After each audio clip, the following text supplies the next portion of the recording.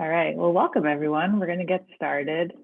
And if you have questions at any point during the presentation, please just post it in the Q&A box. And at the end, we will get to it. I'm going to present for about 40 minutes and leave the rest of the time for questions that you have.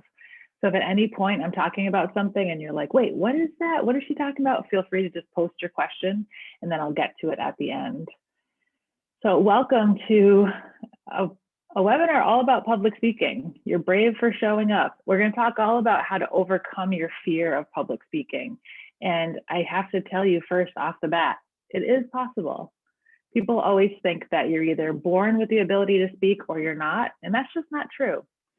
So welcome to the webinar. I'm Angela Lussier. I am a professional public speaker, an author, the CEO and founder of the Speaker Sisterhood, which is a network of public speaking clubs for women. And I'm also a podcast host of a podcast called Claim the Stage, which is surprising, all about public speaking. So we're gonna talk all about the different things you can do to overcome your fear of speaking. And my goal is to make this very practical. I wanna make sure you leave here with some tips that you can put in place right away. And I know a lot of us are presenting online today. So what you're gonna learn is gonna be applicable to presenting on the computer and presenting on a stage. So don't worry, I've got you covered across the board. So I thought I'd start by asking you a couple questions. I've noticed that everyone who attends public speaking workshops falls into one of these three buckets. The first bucket, do you love public speaking? Usually if I'm sitting in front of a live audience and say there's 50 people in the audience, maybe one person raises their hand for that category. Second bucket, you don't love public speaking, but you'll do it if you're asked. Most people fall into this category. It's like you don't want to, but if your boss asks you or there's something on the line, like a presentation to a client, you'll do it. And there's the third bucket, which is you're seriously considering leaving right now because just the thought of talking about this subject is making you sweaty. We also get a lot of people in this category. No matter which category you're in, you're going to get something of value out of this webinar. So thank you for investing your time in being here today and spending the time with me. So I'm hoping to make this very valuable for you. I want to start by sharing a secret. So you have to get really close to your camera, and I'm going to tell you a secret. The secret is public speaking is a skill. Are you surprised? Like I said earlier, a lot of people think that public speaking is something you're either born with or you're not, but it's actually something you can learn. It's just like learning how to play a sport, learning how to become a really great baker who can make cakes, learning how to put together IKEA furniture, which I don't know, does anyone ever become an expert at that? But public speaking, if you practice, you can become great at it, even if you're shy. And when I started speaking a lot around 10 years ago, when I started my first business, I would come off the stage and people would come up to me and say, "You're so lucky you were born a natural speaker." And I would feel so proud of myself because I thought, oh, I'm tricking them. They actually think I was born this way. So I should start by telling you, I am not a natural born speaker. I was so shy growing up that the last thing I ever wanted to do was stand in front of a group of people and speak. You can't tell by seeing me sitting here today, but I'm 6 feet tall and I've been this height since I was 12 years old. And I don't know if you remember being 12 years old, but there were very few 6 foot tall people at that time, especially the boys. So I was constantly made fun of and bullied for being tall. I was called an ogre. I was called the Jolly Green Giant. I was on the basketball team, of course, and I had a whole bunch of nicknames on the team. And I just hated being called out for my height. So I did whatever I could to blend into the background, be invisible, and hide. And while you may not be tall, maybe there was something about you that people noticed and called out and made you feel insecure. So you became invisible as well. And that strategy worked pretty well throughout high school and college. But then when I got to my first job after college, I realized that I was getting passed up for promotions. I wasn't being recognized for my ideas. And I was sort of just fading away into the background because I never spoke up for myself. I never voiced my ideas. I never voiced my concerns. I didn't make myself a valuable member of the team because I was more focused on hiding. And I learned really quickly that hiding is not a great career strategy. And if you've been shy and you've been quiet, you probably have had these same things happen to you. And you know what? You can do something about it. So I went to my boss in my early 20s and I said, what can I do to get over my shyness? This is not working. And he told me to go to Toastmasters, which is a public speaking training organization. And I thought, what's Toastmasters? I just immediately pictured like 50, like 80-year-old men sitting around in a library, like sipping brandy and like smoking cigars and wearing like, you know, blazers talking about the war. I was like, I'm not going to Toastmasters. But he said, no, just check it out. So I went. It was terrifying. And I gave my first speech. And I started to realize that this is scary, but I'm not dying. I kept imagining I was going to die when I gave a speech, and I didn't die. I kept going back to Toastmasters, giving more speeches, and realized that not only did I have something to say, but I actually loved speaking. And I got a huge rush from doing it. And I realized that I could do more of this in my business. And I started a company, and I've been doing it ever since. And, you know, I look back now, 15 years ago when I started speaking, I thought, there's so few job opportunities for someone who doesn't want to be in the spotlight. I had to do things that would allow me to just work at my desk. And once I got better at public speaking, the whole world opened up to me because I was no longer afraid of being seen and being heard. That meant I could become an author. That meant I could go on a book tour. That meant I could start a business and pitch my business to investors. It meant that I could go and pitch in front of clients and build a business. It meant so many things. And so if you feel like your options are limited because you have a fear of public speaking, know that that's a choice. You can get over that fear of public speaking by practicing and doing it more so you can feel more comfortable with it. Because the secret is public speaking is a skill, but the other secret is you can get better at public speaking by doing it a lot. And the question I get asked all the time is, how can I get better at public speaking? And I hate that the answer is practice, because it's not like a sexy answer or a cool answer. It's actually just the answer.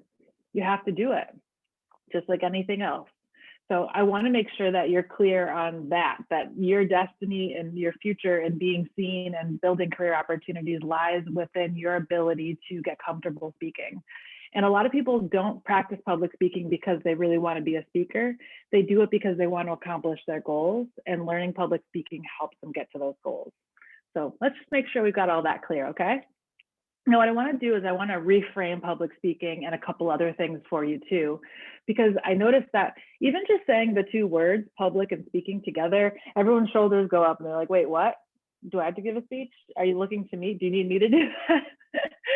And it starts to make everyone nervous because they think they're going to be singled out and they're going to have to do it. And I want to change the way that you think about public speaking so that you don't go into it thinking this is a high stress activity. I have to be great at this. I have to be an expert. I have to be a guru. I need to be perfect on stage. I don't want to forget what I have to say. When you put all these expectations and pressure on yourself to be a great speaker, it takes all the fun out of it, which you've probably noticed, right? You feel your heart's racing, your hands are sweating, maybe your forehead is sweating, you might be out of breath, you might feel nauseous. All that stuff that comes along with public speaking is partly because of your mindset about what public speaking is. So I want to change your mind about it so that when you go into it, you're not thinking like this is a chance for me to have to prove something to everybody. Instead, I want you to think of it as something way easier. Before I reveal what it is, I'm going to ask you, do you do any volunteer work, community service work, or have you done any volunteer work? Chances are at some point in your life you have. You've done something for others with no expectation of something in return. And if that's the case, do you remember how you felt when you did that volunteer work? You might have felt fulfilled. You might have felt like it was very rewarding. It might have been a meaningful experience for you. It might have filled you up in a way that you haven't felt filled up in a while, in terms of like feeling love and feeling connected to the people or animals or the community that you are helping. if you can relate to any of those feelings, then you know what it's like to be volunteering and helping others. Now imagine if you could take that feeling with you to the stage. It's totally possible. And here's how you do it. You change the way you think about public speaking from trying to prove something to your audience to instead being in service to your audience, just like you would if you were volunteering. Being in service to your audience feels so good, right? You get that if you just like close your eyes and imagine yourself giving a speech in service to your audience, it feels so like it just like makes you want to like take a deep breath and feel grateful for life, right? It's such a nice feeling because you're not trying to prove to your audience that you are perfect at speaking or that you're an expert on the subject. You're just being there with them and creating an experience and giving them something valuable. And that something valuable is your time and your energy and your knowledge and your perspective and your creativity and all the things that go into making a presentation great. And there's no one way to do that. And one of the things I think is unfortunate is that we see speakers on stage with a slideshow and they're advancing slides and they're giving lots of information and we assume, oh, that's what a presentation is. But a presentation can be anything. It's an exchange between an audience and a presenter. So when you're the speaker, you get to be the architect of your talk and you get to create an experience that can be whatever you want. And it can, you can use all your creativity and you can think outside of the PowerPoint and just have fun with it. And the more you think about public speaking as being in service and being fun and creating an experience, the less pressure there is to try to be anything or to prove yourself to anyone. Doesn't that feel good? I mean, just talking about it gets me excited. And when I realized that public speaking didn't have to be any one certain thing, it all of a sudden opened up a whole world of possibilities to me, and it made public speaking even more interesting and exciting to me. And a friend told me around 10 years ago that when you feel fear in your belly or when you're going to give a speech, try to reassign that feeling as excitement. You may have heard that advice before, and I don't know if you've tried it, but when I tried it, I was like, oh, you know what? When I think of my fear as excitement, it actually is excitement. I feel like I can't wait to get on stage. I can't wait to do the thing that I've been practicing for weeks.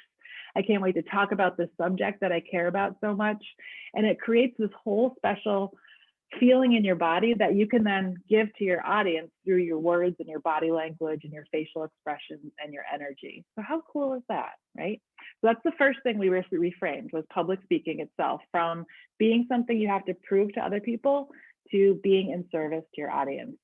Feels good, right? The second thing I want to reframe is you.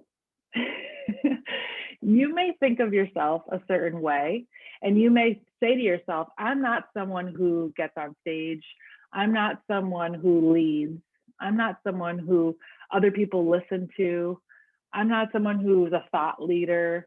I'm not someone who writes a book. All these stories we create about ourselves are only that. They're just stories. They're limitations we place on ourselves that we believe, and then we stop ourselves from taking these leaps into greater opportunities, more influence, more visibility, because we think we can only have this instead of this. And this is a really important lesson, because when we can think of ourselves as being bigger than we have in the past, then we start to say yes to these chances to be in front of people and these chances to get on stage at a big industry conference, because we know, oh, I am someone who does that. And a few years ago, I went to a women's conference in Boston, and I wasn't speaking at this conference. I was sitting in the audience, and I was watching a woman give a presentation about leadership. And she put a slide up on the wall that had 25 traits of a leader, and they're all different values. And she said, I want you to look at that list and pick the 3 that best represent you and write them down. And so I picked friendly, kind, and creative. And then she said, turn to the person sitting next to you and tell them what you do and your name, and then tell them your 3 words, and then switch. So I turned to the woman sitting next to me. I had never met her, didn't know anything about her. And I told her that I was a speaker and a writer and I owned a business and a little bit about that stuff. And then I told her my 3 words: creative, kind, and friendly. And then she just looked at me and she goes, are you sure? And I was like, yes. And she said, I'm surprised you didn't pick brave. And I said, oh, well, why would I pick brave? And she said, because you just told me what you do. And I think all of those things require incredible bravery. And I thought, oh, I don't think of myself as brave. And we went back to the workshop and I stayed for the conference. And on the drive home that night, I was thinking about what she said about being brave. And I thought, am I brave? And I tried to go through my mind and think of all the times I've been brave. And I was like, well, I guess I bought a house and I got married. And yeah, I quit my job and I started a business. And yeah, I learned public speaking. And I just started going through this list of all the things that required bravery, but I never really assigned as bravery because I didn't look at it that way at the time. But by the time I pulled into my driveway, I was like, yeah, I am brave. And when I woke up the next morning, I like whipped off the sheets and I walked over to my closet to get dressed. And I was like, okay, what does a brave person wear? Like, I just got really interested in like, just started changing my whole perspective of like who I was. And I started to picture myself as a brave person. And it started to make me think differently about those decisions I was making and like the choices I was making in my business. I started to think like, oh yeah, that is a brave thing to do, or that's a weak thing to do. So why am I not choosing that option that's the brave thing? So if you can think of someone that you really respect and admire, maybe a celebrity or an athlete or an author or an artist, somebody who you look up to as a role model, think about what personality trait you look at and say, wow, that person is really special because, and think about what that is that makes them special, and then look for that in you, because there's a good chance that what you see in that person you also have. And if you can really focus on that personality trait, it will take you to greater heights, because you'll start to recognize, oh, that person that I admire, I'm already that person, so I can I can do more things than I'm allowing myself to do. So if you admire an athlete who has tenacity and resilience and determination, perhaps you already have all those traits, but you're not focused on them because you're thinking about all the limiting traits that you're really like holding on to for some reason. So the second thing I want you to reframe is yourself. Look at traits in other people that you admire, and I want you to think about where they have shown up in your life already. Where have you exemplified those traits? And now try to live those traits. And you'll start to recognize that things in your life are going to shift because you're seeing yourself differently. And when your boss or your teammate says to you, who wants to give a speech? Who wants to speak at the next meeting? You're going to raise your hand because you're someone who does that. Whereas before you may have thought that you weren't. Okay, so that's the second thing we reframed. The third thing we're going to reframe is fear itself. When public speaking comes up, the next thing that comes up is fear, right? And that's totally normal. That's actually a biological response that happens in your body because of a very old part of our brain called the amygdala, which is the first part of our brain that helps us in stressful situations. It's our fight or flight response. It's activated whenever we're in stress.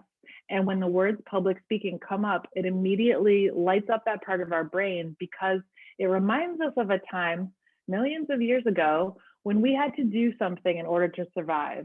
And that was, we had to stay in a pack with our fellow pack mates in order to not, get singled out and be eaten for dinner by a big hairy animal.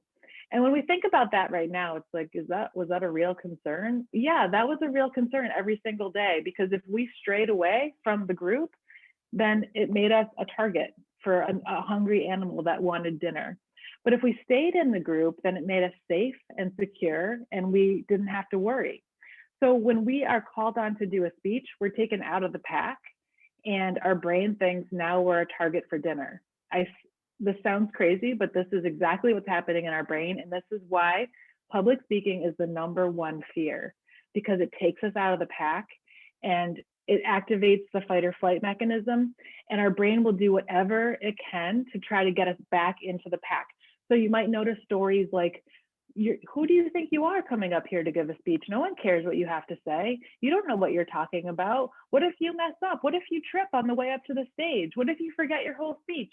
All of those questions is your amygdala trying to be really smart and crafty to get you to go back to the pack. So what do we do now that we know that information? Well, first we have to expect that when we're asked to give a speech, that those voices of you don't, who do you think you are, and you're not good at this, and no one cares what you have to say, that's coming next. So if we can anticipate it, it's not as powerful because we know it's happening and it's not true. That's just that part of our brain trying to keep us safe. That part of our brain, by the way, is very important. It keeps us from walking out into traffic. It stops us from putting our hand on a hot stove. It stops us from doing a lot of things that are actually dangerous, but it doesn't know the difference between perceived danger and real danger and what applies to our society today. So we have to be the smart ones and outsmart our fear and say, is this a real danger? And I'll tell you, I've given over 700 presentations on stage, and I've never once been eaten by a hairy animal. So, I mean, I think the results are clear. There is no real danger in public speaking, even though our brain would lead us to believe that that's the truth. So what do we do with our fear now that we know it's going to show up?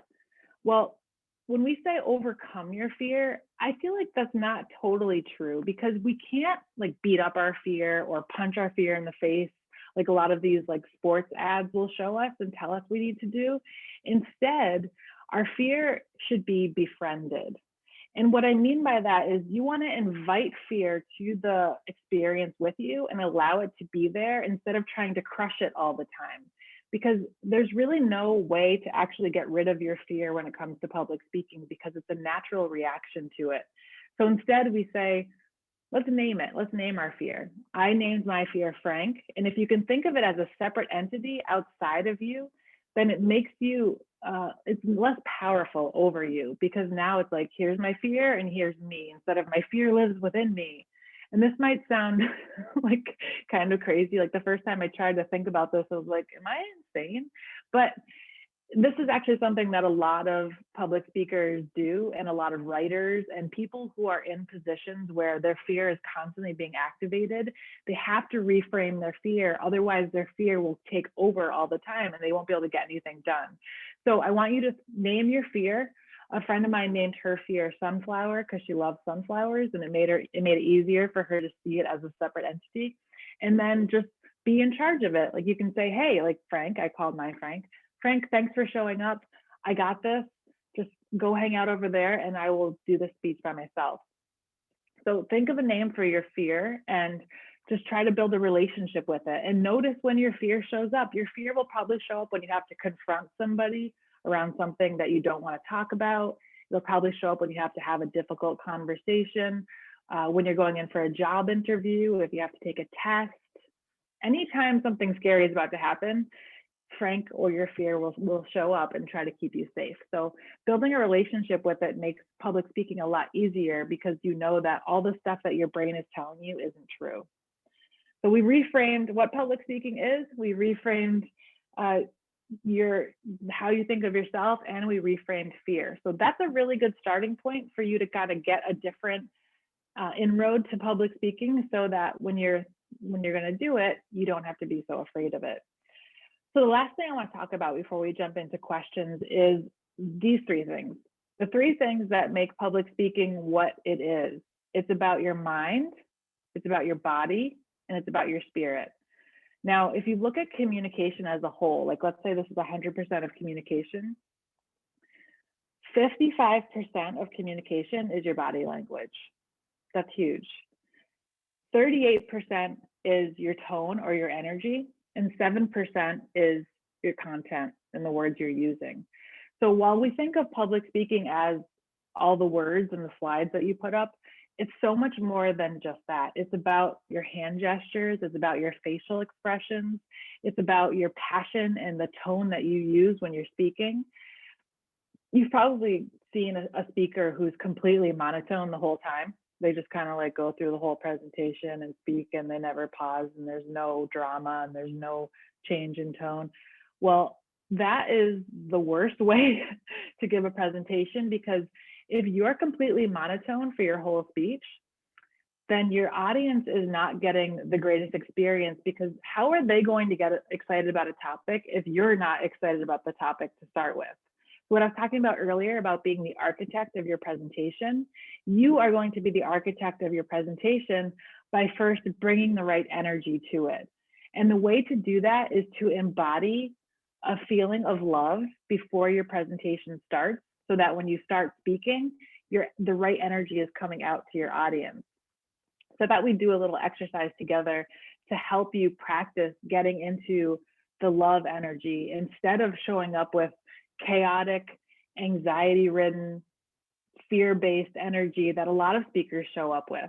And I know, like I said, it's about practice. So in the beginning, it might be a combination of love and fear, but as you go, you want to embody more love so that your audience can get as excited about your topic as you are.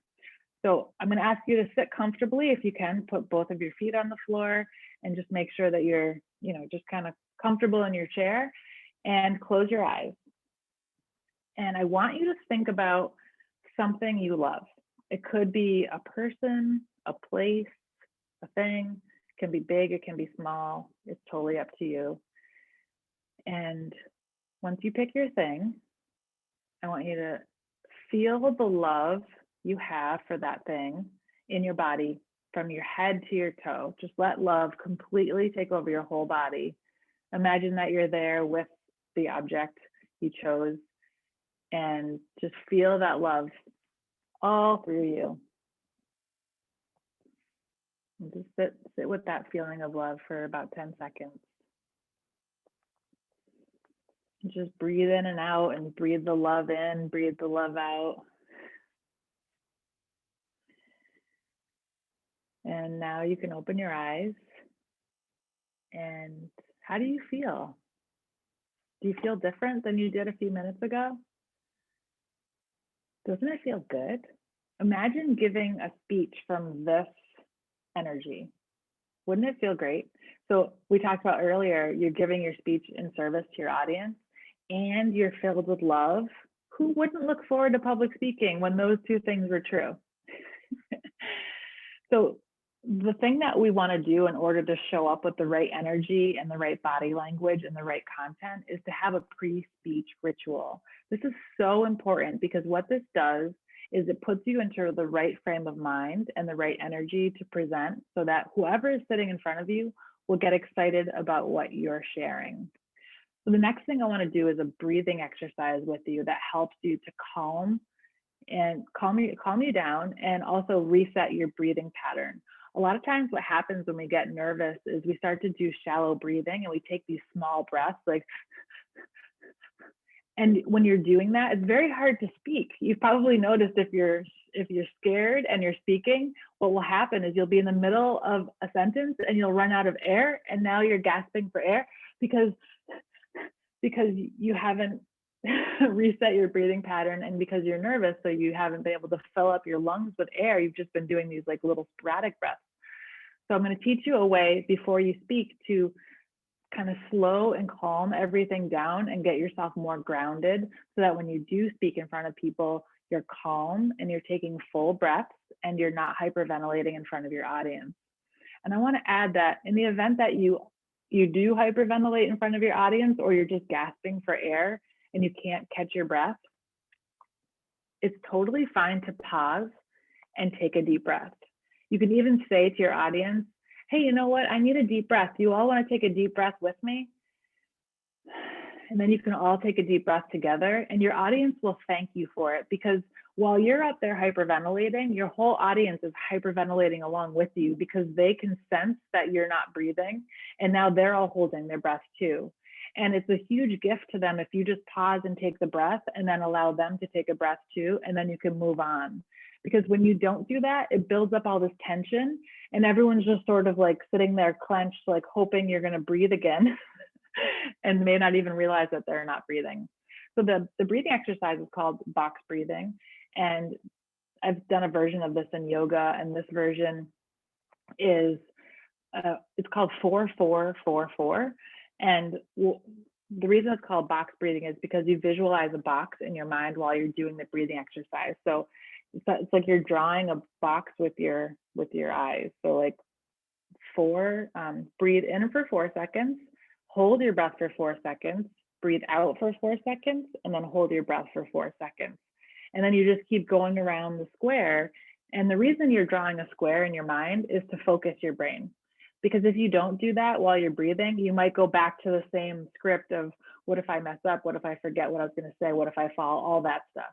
So drawing the square just keeps you focused, and it helps you to do the counting. So I'm going to count for you, and we're going to do this together for 5 rounds. And then when you're on your own time, you can set a timer for 3 minutes and do box breathing. And it just helps so much to calm you down and to get you into the right frame of mind to give a speech. So same as with the last exercise we did about love, sit comfortably with your feet on the floor, eyes closed, and you're going to visualize that you're drawing a box while I'm counting for you. And we're going to do 5 rounds, like I said.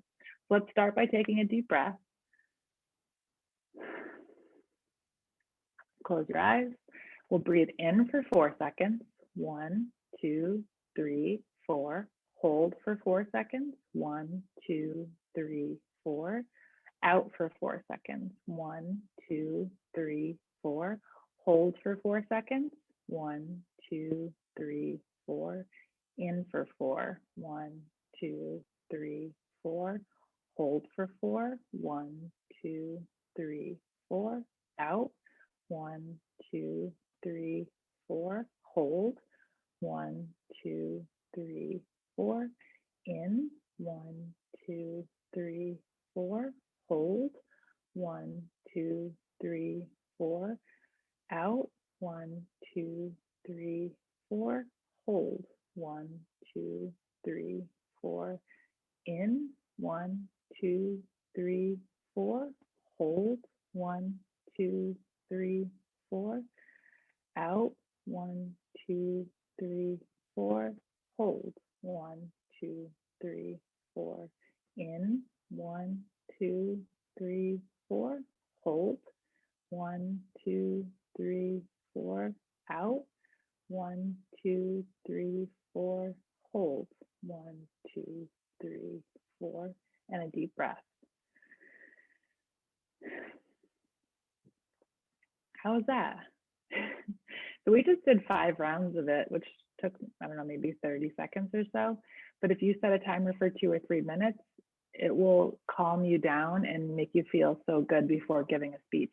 Also helpful to do before anything that is giving you stress or anxiety, like a big meeting or a difficult conversation. So don't forget about box breathing.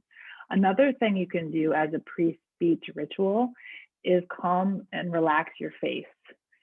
You might notice that you hold a lot of tension in your jaw. So I'm going to ask you to rub your jaw. And it's just a simple massage, just in circles around your jaw, and then your jawbone, and massage your cheeks and your cheekbones. I do this a lot, so I don't feel that weird, but I could see why other people might if you don't do this very often. And then massaging your forehead. Massaging your face just helps to relieve some of that tension.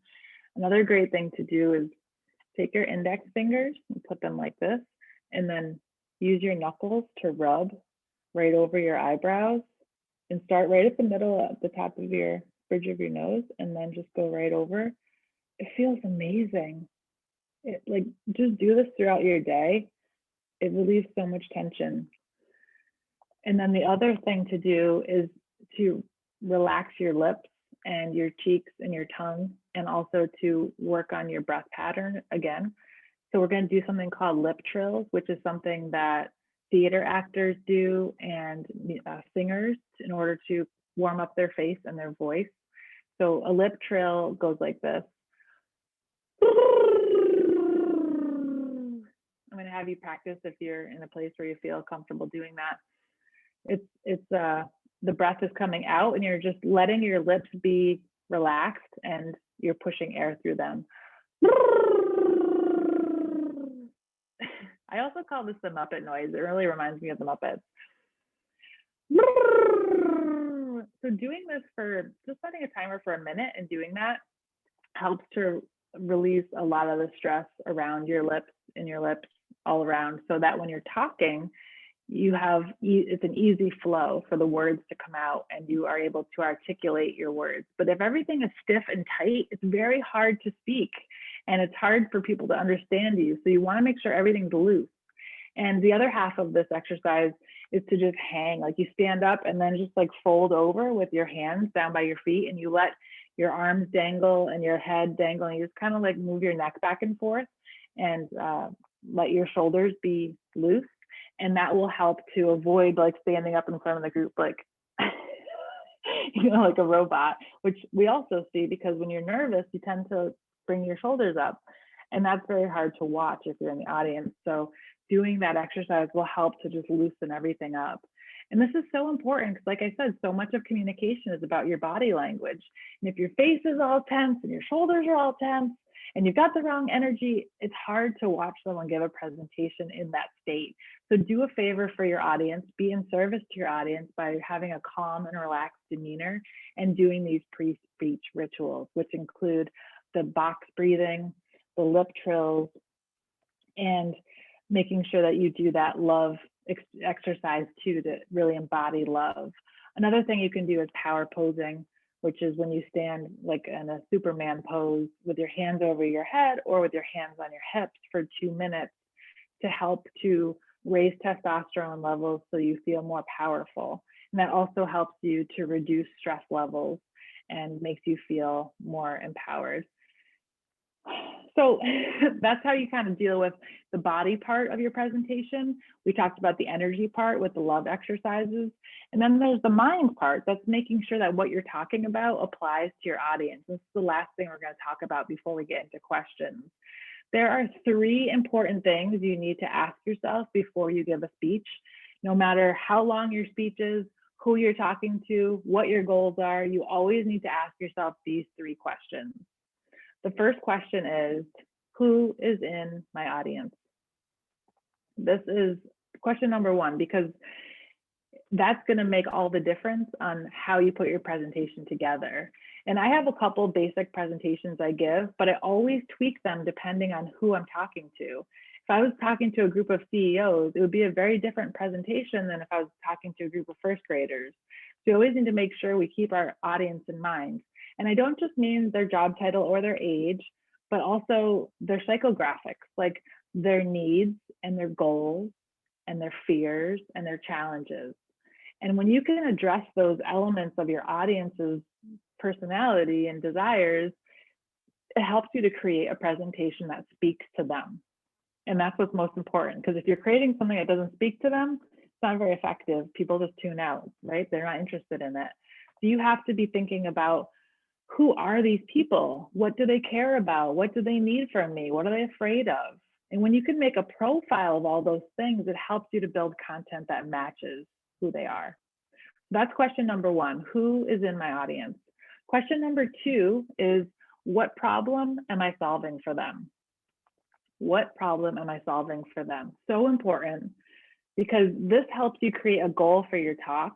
And once you know where you're going, you can work backwards to fill in all the content that matches that goal. And a lot of people just pick a topic, like I'm going to talk about confidence, or I'm going to talk about the ocean. It's like, well, what are you going to say about those topics? Like you could put a million facts about the ocean into a talk, but what's the problem you're solving regarding the ocean? Let's start with that. And then you can make sure that all of your content matches that problem you're solving. The third question you need to ask yourself is, what is the outcome I'm promising? So the outcome you're promising is what the solutions in your talk are pointing to, because all of the content in your talk is going to be solutions to help solve that problem, right? But solutions aren't outcomes. Solutions are just tools and tactics and strategies, but the outcome, it's like, what are we aiming for? So for my talk today, the problem I'm solving is people are afraid of public speaking. How can I overcome their fear, help them overcome their fear of public speaking? And the outcomes I'm promising is, you're going to feel more confident, you're going to feel more prepared and more comfortable, you're going to be more excited about speaking. Like, those are outcomes. The solutions are all the things that I've been teaching you through the last half hour. So you want to make sure that you think about, who's in my audience, What problem am I solving for them? And what outcomes am I promising? And if you know those three things, your presentation will be awesome. And this is what's going to help you build a great experience for your audience because you've thought through what you're going to talk about. And my biggest piece of advice is don't overstuff your burrito. So many people put together a presentation and they put everything they can think of on the topic and they just fill it. And then the audience leaves the room and like, I have no idea what just happened. You don't want to fall into that trap because you're afraid that you're not going to come across as an expert. Only give like 4 or 5 major tips, depending, if you have half an hour or so, and just give them the information they need and leave the rest behind so that you don't totally confuse everybody. Keep it really specific and really streamlined. So today we talked about how to reframe fear, public speaking, and yourself. Very important. We talked about mind, body, and spirit of speaking. We talked about the pre-speech rituals.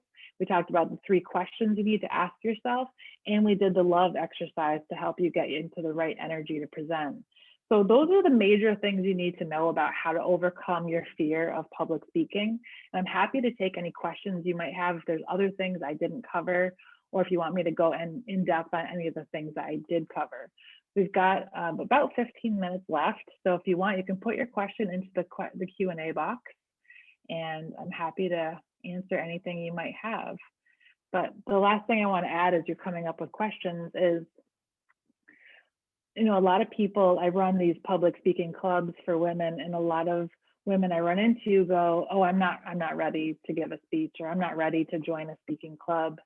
And what I always say to them is, you'll never be ready to give a speech. You'll never be ready to practice public speaking. You just have to start. Like, you're not going to wake up tomorrow morning and be like, today I'm ready to give a speech.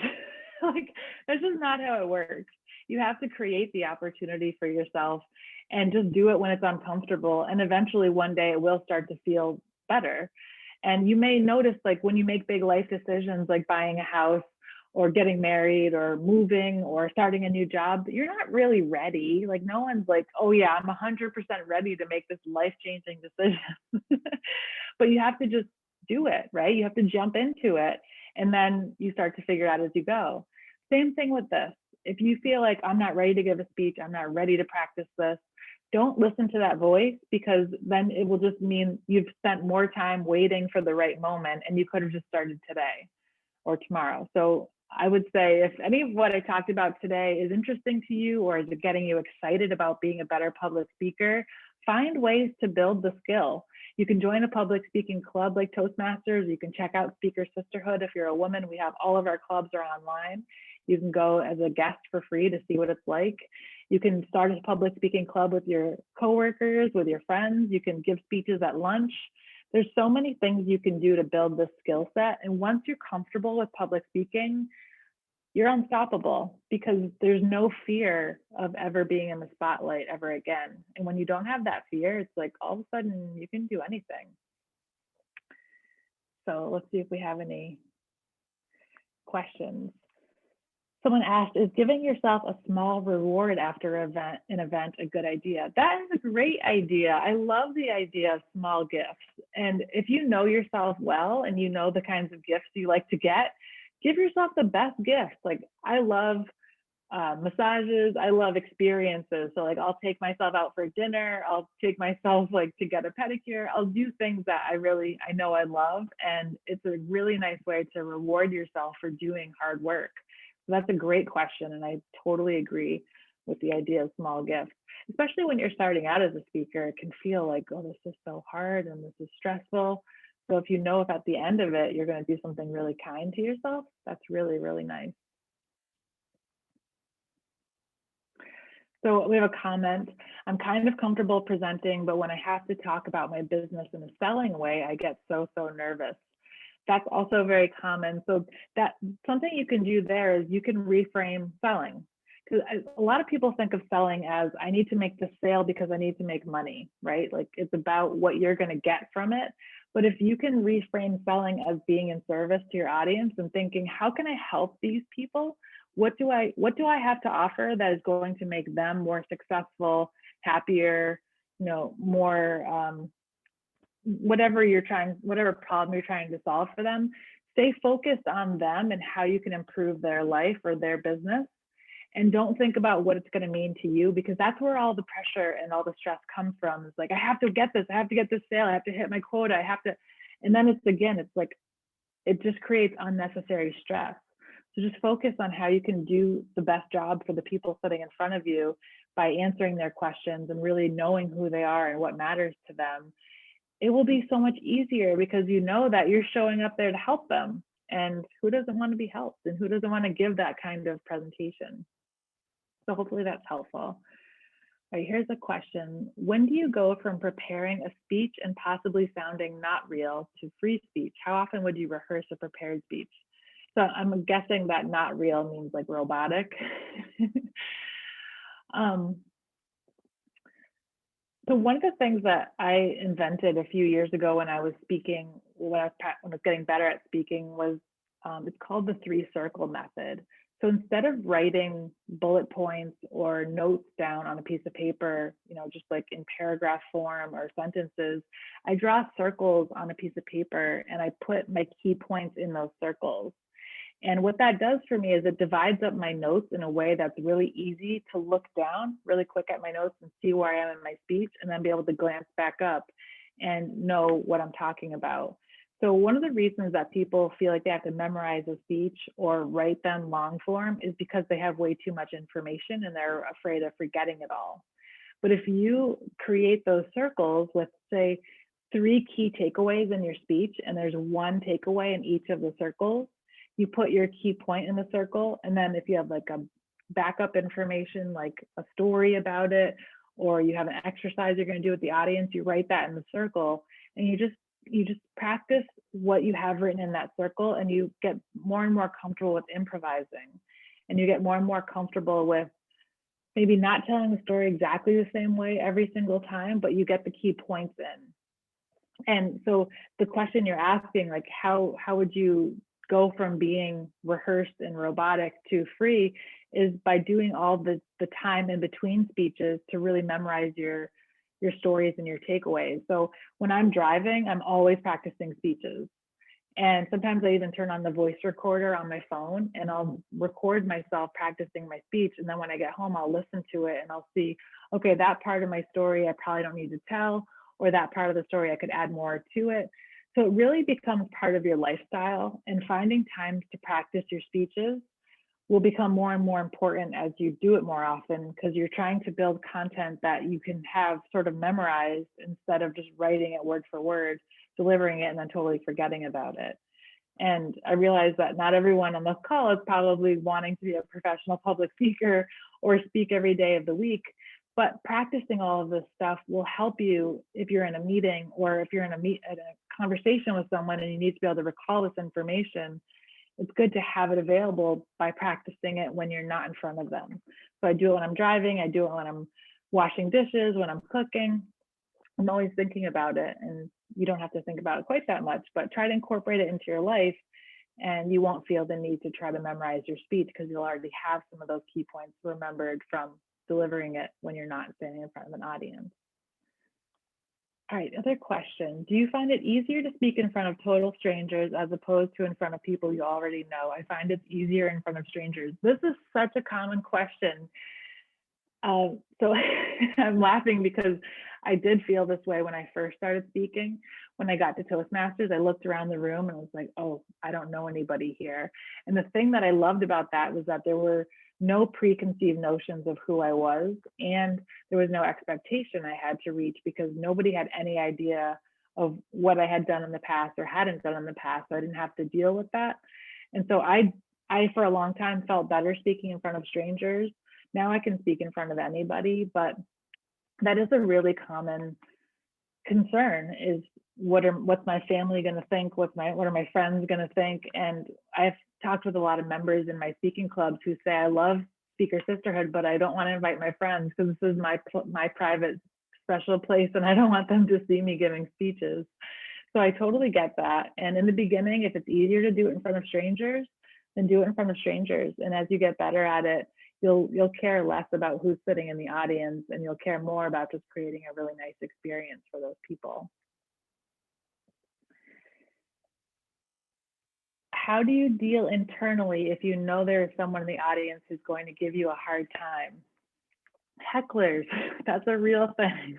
So there's two kinds of hecklers. There's the hecklers who are the obvious hecklers who are yelling obscenities, who are giving you a hard time, like criticizing your work or being skeptical or asking questions that lead you to believe they don't trust you.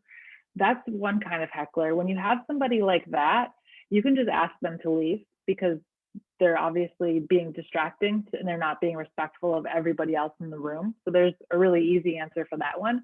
But then there's the less obvious heckler. It's the people who constantly just start talking without raising their hand, or the people who ask a lot of questions when it's not time for questions, or the people who, when someone else asks a question, they answer it.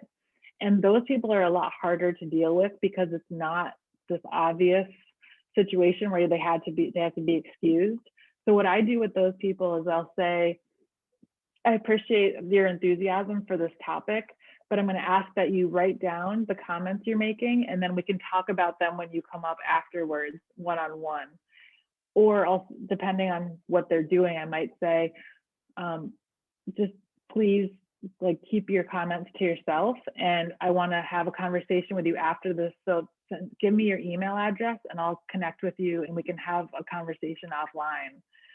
And 100% of the time they quiet down and they never come up to me afterwards, because it's not really about the connection or about them caring that much about what I'm saying. It's about them being the center of attention.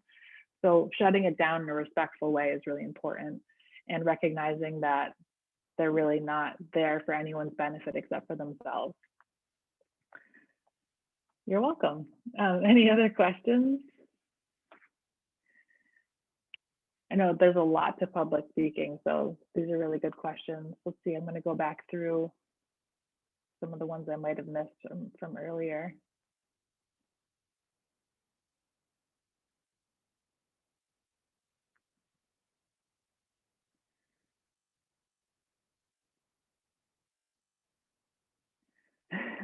There's one comment, to me, public speaking is when I have more than one person in the audience. I'm great at talking one-to-one, even writing on boards becomes public speaking. Yeah, that's so true.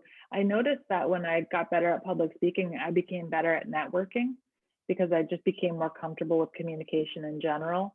And then when I was sitting in a room in a meeting and I had to give a presentation in front of two people, it was easier because I was used to speaking in front of larger audiences and my communication skills had just improved across the board. So if there's ever any situation where you are uncomfortable, whether it's you're around strangers and you have to introduce yourself and talk at a networking event, or in small groups at work where you don't feel comfortable speaking up, all of those things can feel more comfortable once you become better at public speaking. Because it's almost like public speaking is like the big difficult thing. And then once you get that, like everything else just feels so simple. There's a question, are there any books or programs about public speaking that you would recommend? Books.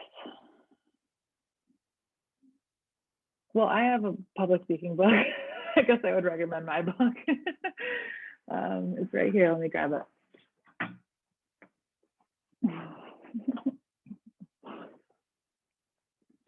It's called The Secret Life of Speaking Up, Prequel, and it's 30 Tiny Speaking Adventures. And it's available on my website at speakersisterhood.com. And what it is, this is a very tiny book. You can tell, like, this is a normal size book. This is my book. You can put it in your pocket. So the reason I wrote this book is because a lot of women who come to Speaker Sisterhood to want to practice public speaking, and then they would say, you know what, I'm not ready to start speaking.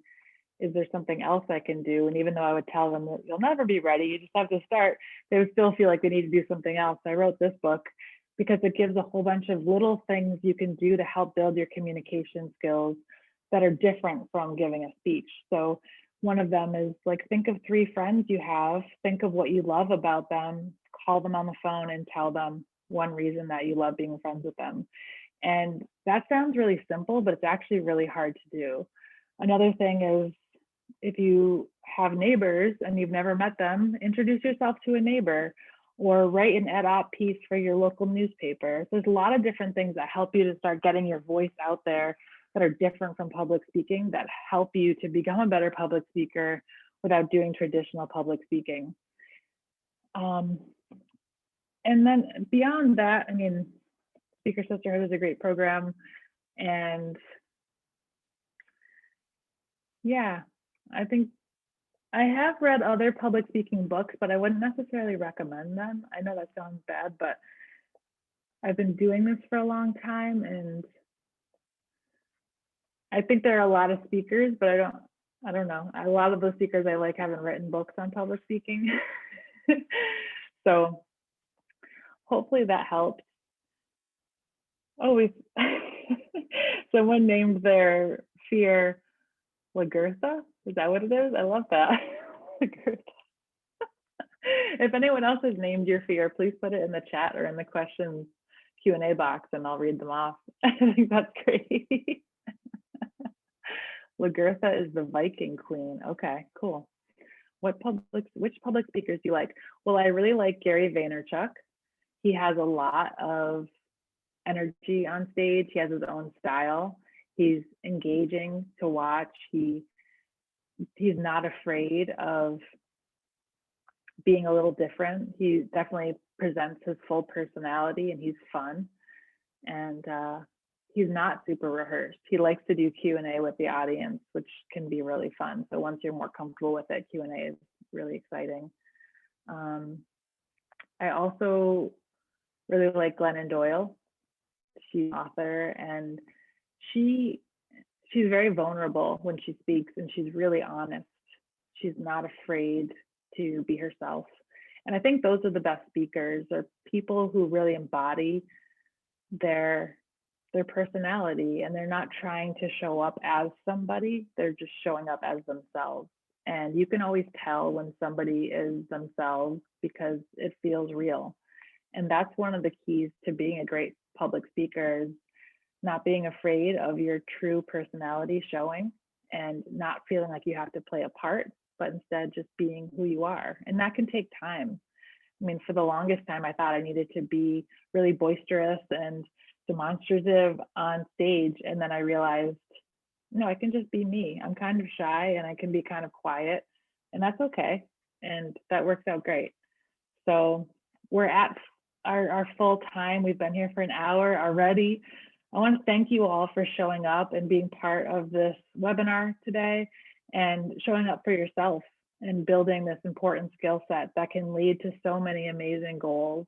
If you'd like to stay in touch, I'm on Instagram at Angela Lussier.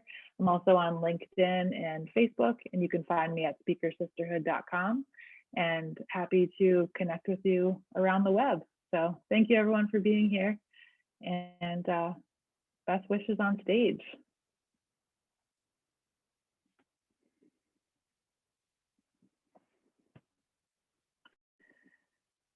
Thank you, everyone.